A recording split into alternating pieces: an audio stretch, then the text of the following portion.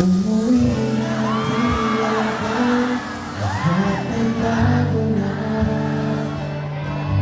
Nawalan na sila ang iyong mga mata. Naabot na nito ang critical na level ng tubig sa dam. Marami pa rin naniniwala na patag ang hugis ng mundo. I cannot do anything about the story, not even put the kama. Baka lang nagulat kayo. Yes, you're watching Stand for Truth. It's 3 weeks before the elections, but for some, voting has already started. Meanwhile, Angat hits critical level and will be felt first by farmers. Also, we have a one-on-one interview with the editor who was ousted over the Oust President Matrix. Plus, to those wishing sana, may sasabihing very revealing si I belong to the zoo. On behalf of Atong Aralyo, this is Mav Gonzalez. Stand with us. Stand for Truth. Advanced ka ba mag-isip? Relate ka tsak sa mga bumoboto ngayon dahil naka-duty sila on Election Day. Shai Lagarde explains local absentee voting. Registered voter ka ba? On May 13, it's our duty to make our votes count. No excuses. Pero paano kung sa mismo araw na yon may mga duty ang iba sa atin na hindi rin nila pwedeng iwan? No excuses pa rin. Kung sa sine may advanced screening, sa election din merong advanced voting. Ito yung NCR office ng COMELEC and today we are here for LAV, Local Absentee Voting. Para ito sa mga government workers, pulis, sundalo, media practitioners na nakarehistro sana pero hindi makakaboto sa mismong araw ng eleksyon dahil naka-duty sila sa trabaho. So kasama natin ngayon yung patrolman from Manila Police District. Ayan. Sir, kailan kayo boboto? Okay, as of today po, start na po yung absentee voting namin mga police officers, but wala pa pong higher advice, wala pang direct advice from higher superiors. So as of now, naghihintay pa kami ng instruction from them. Sobrang convenient din po talaga ng local absentee voting kasi nga sa media, halos hindi consistent ang schedule mo kasi biglaan na lang may lalabas na coverages. Hindi basta-bastang pwedeng mag-walk-in at magpa-advance ng boto. November last year hanggang nitong March 11 ang pag-apply sa COMELEC. Kailangan ding certified ng kanilang supervisors na ito lang ang paraan para makaboto sila. Pwede silang bumoto ng mga senador at party list from today to Wednesday, maliban na lang sa mga sundalong naka-fieldwork. Week prior to election, supposedly ang Armed Forces of the Philippines is tapos na po sa local absentee voting and para makapag-focus kami dun sa upcoming election duties namin. This year, over 29,000 applications ang na-approve para sa local absentee voting. Mas marami pa nga sana yan pero yung almost 6,000 na iba pa, hindi umabot sa deadline ng pag-apply.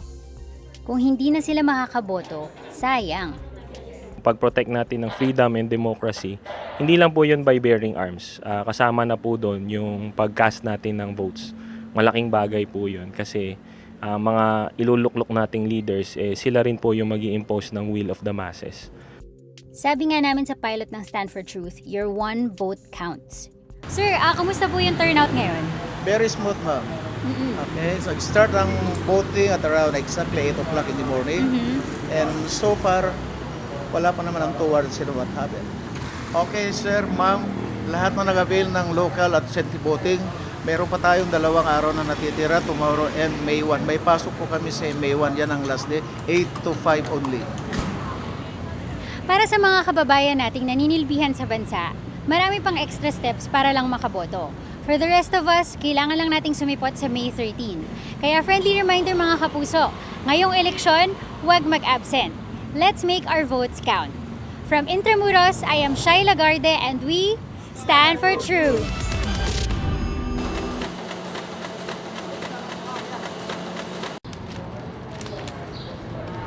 Recently, inilabas ng the Manila Times ang isang Oust Duterte matrix that involves some of the top journalists in the country. Sa nasabing matrix, nagsasabwatan umano ang mga journalists at ilang human rights lawyers upang pabagsakin ang Duterte administration. Si Felipe Salvosa II ang dating managing editor ng Manila Times. Nag-resign dahil sa pagkakapublish ng controversial article na isinulat mismo ng kanilang chairman emeritus na si Dante Ang. Pero sabi ng Manila Times, he was asked to resign dahil unethical ang pag-post niya sa social media ng pagtutol niya sa paglathala ng storya.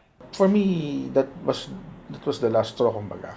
So, to accuse people wholesale na part sila of the destabilization plot without proper sourcing or proper attribution or verification doesn't meet the standards of journalism. So I feel I cannot be part of that anymore.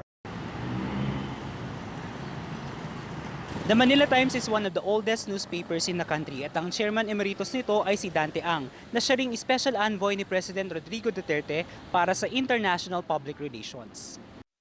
Let the story speak for itself. No?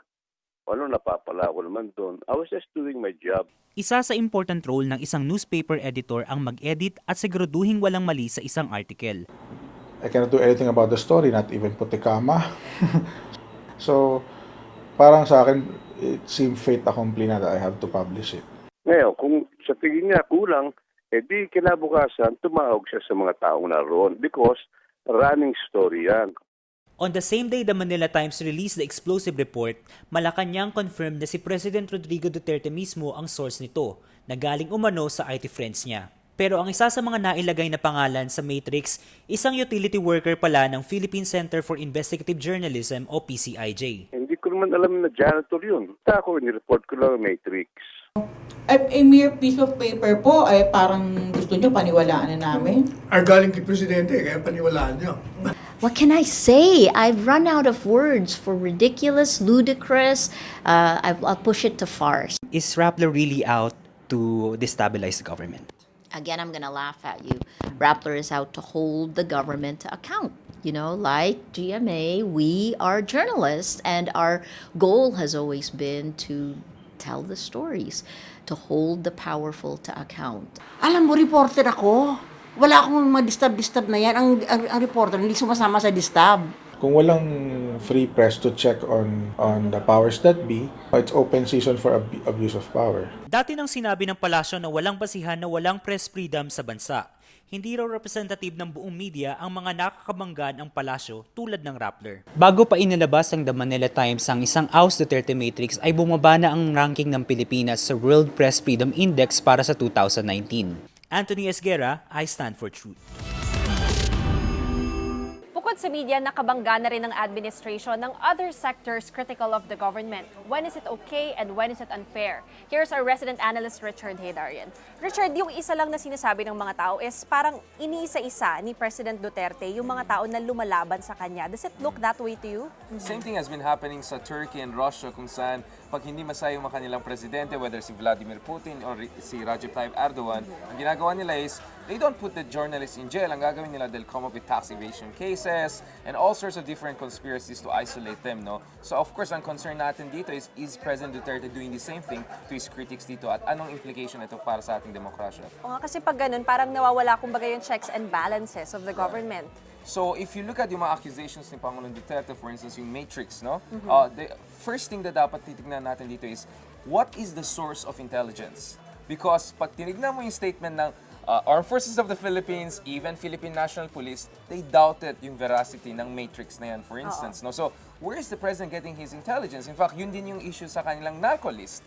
Who provides the intelligence and whether this is credible and whether this has been triangulated among different agencies? Kasi kung haka-haka lang, if the President just comes up with baseless accusations, then that's going to create a very dangerous situation because he's the commander-in-chief after all. And of course, in this case, medyo strange din nangyari because there was also media involved in this, no? Manila Times, and it was actually the owner of Manila Times, si Dante Ang, who wrote that Matrix. And the thing is, he was appointed as special envoy of the President for international PR, no public relations. So there's a clear case of conflict of interest here, right? The last thing you have to keep in mind is, itong Matrix lumalabas against the backdrop ng accusation coming from certain quarters against the presidential family and their alleged involvement in illicit crime, no? So yung Decoy series, no? And this is election period, no? So I think that there are certain people who feel they have to push back against this. So siguro yung Matrix na yan was also a way to discredit yung mga critics ng administration. Definitely makakontribute ito dun sa climate of fear and intimidation na meron tayo ngayon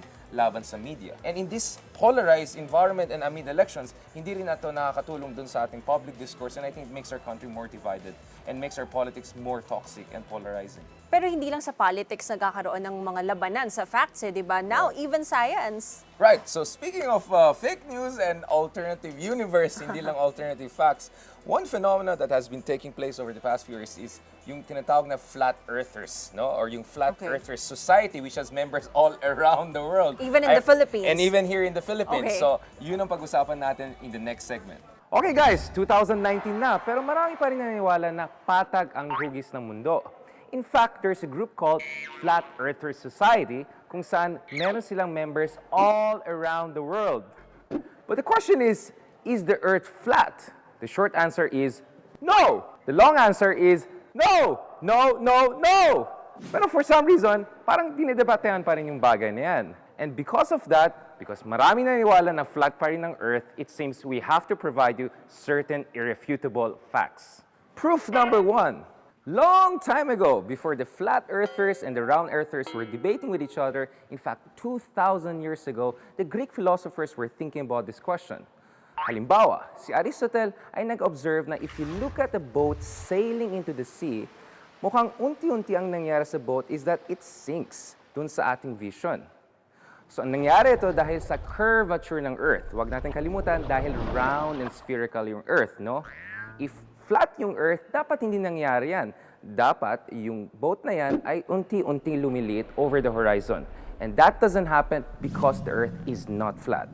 Proof number 2, yung lunar eclipse. Nangyari ito when the Earth's shadow covers certain parts or the entire moon. Well, if flat yung Earth, yung shadow ng Earth on the moon should also be flat. But if na-observe nyo ng mabuti, ang nangyari dito is actually round yung shadow ng Earth over the moon. So this proves na hindi flat ang Earth at round at may curvature yung Earth natin. Proof number 3, ayon kay parang Aristotle, the other evidence na hindi flat ang Earth could be found by looking in the sky. In different parts of the Earth, as you walk through it, you can actually see different sets of stars. If flat yung Earth, you should see the same set of stars anywhere on Earth. Proof number 4, paano nakarating si Ferdinand Magellan dito sa Pilipinas? Remember, his original plan was to go to the Spice Islands in Indonesia. But in the 1500s, the Spaniards could not sail to the east via the Indian Ocean kasi kontrolado ito ng mga Portuguese. So wala siyang choice, ang ginawa niya was to sail through the west via the Atlantic Ocean and the Pacific Ocean bago siya nakarating dito. So if the Earth were flat, ang mangyari is his voyage would have flopped. As in literally and figuratively, because in a flat Earth situation, dapat nag-fall off siya the edge of Earth. Proof number 5, ayon kay astrophysicist Neil deGrasse Tyson, pag mapansin natin, all of the planets in the solar system are actually round and spherical, including yung sun. So alangan naman Earth lang yung flat. It just doesn't make sense. And guys, if hindi pa sapat yung 5 proofs na yan, i-google nyo na lang yung photos ng Earth from outer space. And by the way, hindi yan Photoshop. Kaya bawas-bawas sa fake news and conspiracy theories, please. If wala sanang time limit, I would have gone on with more hashtag facts and hashtag proofs. Till then, please drop any comments, violent reaction, or questions you may have for us. Adios.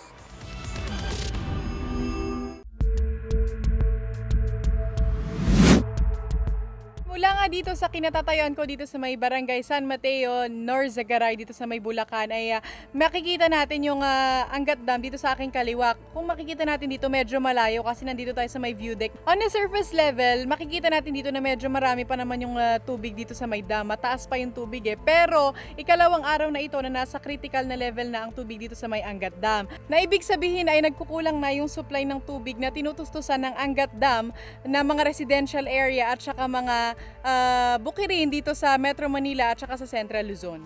96% o halos buong Metro Manila ang umaasa sa tubig na nanggagaling sa Angat Dam. Isama mo pa dyan yung palayan dito sa may Central Luzon. Kaya naman konting pagbabalang ng tubig mula sa Angat Dam ay malaking epekto na ito para sa lahat ng umaasa dito.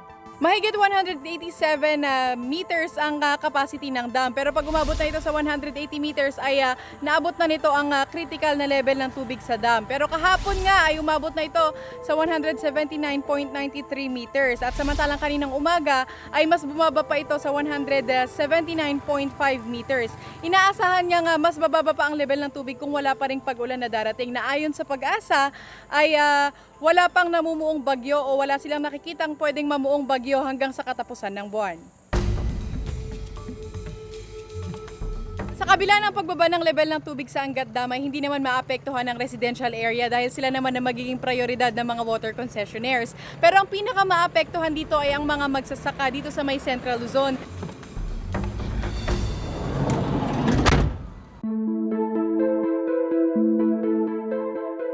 makikita natin sa likuran ko yung malawak na palayan. At kung makikita natin dyan, naani na yung mga palayan na yan at na-harvest na siya bago pa man dumating yung tagtuyot. Pero hindi ang palayan ni Tatay Herzon. Tay, ano pong nalagay ng irigasyon natin dito sa mga palayan natin ngayon? Bumababa na ng tubig. Kasi? Kinukulang na raw. Para po masabi niyo sa pagbaba ng tubig ng Angat Dam, paano po ito nakaka-apekto sa inyo? Maapekto na yung mga bukid ngayon yan. Kung tutuloy-tuloy yan, matutuyot yung mga palayan na yan. Ayon naman sa National Irrigation Administration ng Central Luzon, hindi dapat mangamba ang mga magsasaka. Walang problema sa magsasaka kasi yung aming cropping season punta na sa terminal drainage. Ibig sabihin, hindi na namin kailangan masyado ang tubig. Since na 50% of the area namin ay under terminal drainage na o going to harvest na siya, hindi na kailangan tubig. So baka maging kaisipan kasi ng mga magsasaka, kaya kinuha namin yung term na ni-reduce. Walang ni-reduce. Ibinigay lang yung full requirement namin.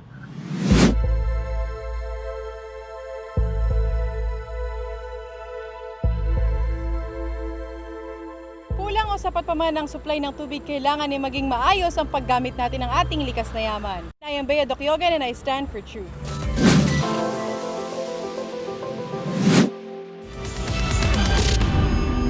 And finally, we'll be hearing millennial anthem, Sana. Sinabi na kay Joy Spring ang kwento behind the hugot hit by I Belong to the Zoo. Umuwi lang tila bang lahat nagbago na. Nawalan na ng sigla ang iyong mga mata. Ngayon ko lang naramdaman ang lamig ng gabi. Kahit na magdamag. Before I go to the stage, mayroon akong song na Courage na may high part sa dulo. Kinakanta ko yon and syempre nagdadasal ako before every gig.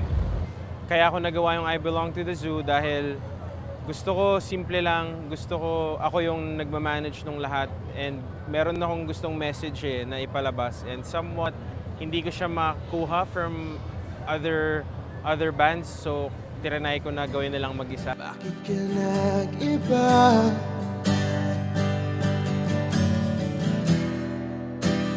Meron na bang iba? Para sa mga starting musicians, magsulat lang kayo na magsulat. Parinig niyo sa mga kaibigan niyo. Kasi yun lang rin yung ginawa ko and eventually a lot of people listen to my songs. Siguro kaya sobrang grateful ako. So if you really love what you're doing, write honestly, write from the heart, and malay mo magustuhan ng maraming tao yung kanta mo. Mahal ko po kayo. Maraming salamat sa pakikinig. Kung alam niyo po, ang susunod na kanta, magkantahan tayong lahat para sa lahat ng sana natin sa buhay. All of my songs, sadly, are based on personal experiences. Yung Sana, meron akong ka-relationship before na apparently hinihintay niya lang pala yung ex niya na bumalik. So, umasa lang ako sa wala. Yun yung Sana. Ngayon ko lang naramdaman ang lamig ng gabi. Kahit na magdamag na tayong magkatabi. Hayaan naman kitang sumaya at umalis. Sana sinabi mo para di na umasang may tayo pa sa ulit. Biglang nalaman ko may hinihintay ka lang palang bumalik.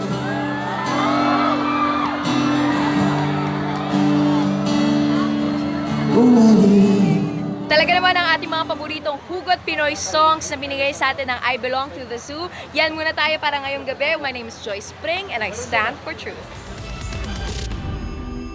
Nabitin ba kayo? Ako rin. But you'll see me again here soon. Share nyo naman ang stint ko rito and click the subscribe button. Sa ngalan ni Atong Maraulio and together with Richard Haydarian and Joy Spring, this is Mav Gonzalez. Stand with us. Stand for truth. Ngayong eleksyon 2019, sama-sama nating pusuan ang totoo.